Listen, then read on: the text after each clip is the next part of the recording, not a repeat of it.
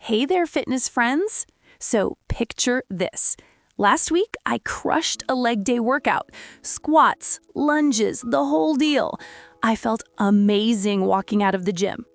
Fast forward to the next morning, and I literally had to roll out of bed because my legs felt like concrete blocks. I'm talking full-on Frankenstein walk to the bathroom. And you know what I realized? I'd totally forgotten to eat anything after my workout. Just went straight home, crashed on the couch, and called it a day. Sound familiar? Yeah, I thought so. But before we dive into how to avoid becoming a zombie after your workouts, I want to say something real quick. Thank you. Seriously, thank you for being here, for hitting that subscribe button, for sharing this podcast with your gym buddy or your coworker who keeps saying they want to start working out. Your support means the world to me, and it's what keeps this show going strong. You're not just listening. You're part of a community that's choosing to show up for themselves day after day. And that's pretty incredible.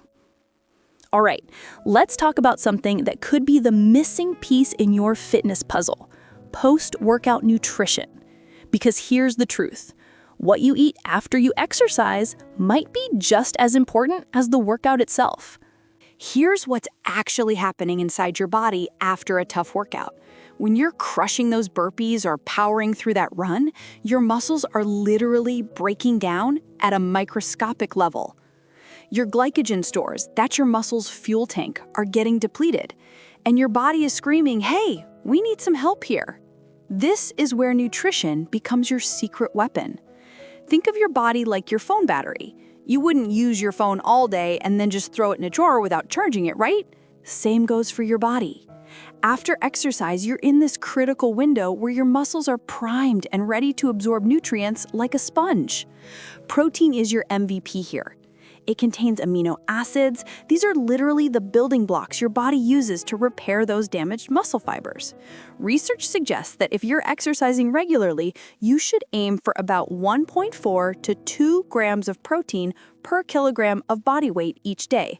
Now, I know that sounds like math, and we didn't come here for math, but here's the simple version. If you weigh about 150 pounds, that's roughly 95 to 135 grams of protein daily. But here's what's cool. Your body is incredibly smart. When you give it the right fuel at the right time, it doesn't just repair your muscles, it builds them back stronger. That's literally how you get fitter over time. Mind-blowing, right? Okay, let's get practical. I'm going to give you some real, actionable strategies that don't require you to become a meal prep master or carry around 17 Tupperware containers. The power foods. First up, eggs. I know, eggs seem so basic, but here's why they're amazing. They're packed with bioavailable protein, which means your body can actually use it easily. And here's a game changer, eat the whole egg, not just the whites. That yolk contains vitamins, minerals, and fatty acids that support muscle repair. One study found that eating 5 eggs after a workout significantly boosted muscle protein synthesis. Now, you don't need to go crazy. 2 eggs are perfectly fine for most people. Next, fatty fish. Salmon, sardines, trout, these are incredible for recovery. They give you high-quality protein plus omega-3 fats that may help reduce that delayed onset muscle soreness we all dread. Aim for 2 to 3 servings per week. Not a fish person? An omega-3 supplement works too. Here's something that surprised me. Pomegranate juice. This stuff is loaded with polyphenols, plant compounds that fight inflammation. Studies suggest that drinking about 250 milliliters of pomegranate juice daily for at least a week can help with muscle recovery, reduce soreness, and even improve exercise performance. It's like nature's recovery drink. And don't sleep on starchy vegetables. Sweet potatoes, butternut squash, regular potatoes, these help replenish your muscle glycogen stores. Remember that fuel tank we talked about? These are what fill it back up. The unexpected hero. Now, this one might make you smile. Chocolate milk. Yes, seriously. Some research suggests it can help reduce lactic acid buildup after exercise because it contains carbs, protein, fat, water, and electrolytes all in one convenient package. It sounds too good to be true, but science is on our side here. Just make sure you're choosing options without excessive added sugar. My simple recovery formula. Within an hour after your workout, try to get a combination of protein and carbs. It doesn't have to be fancy. Here are some quick wins.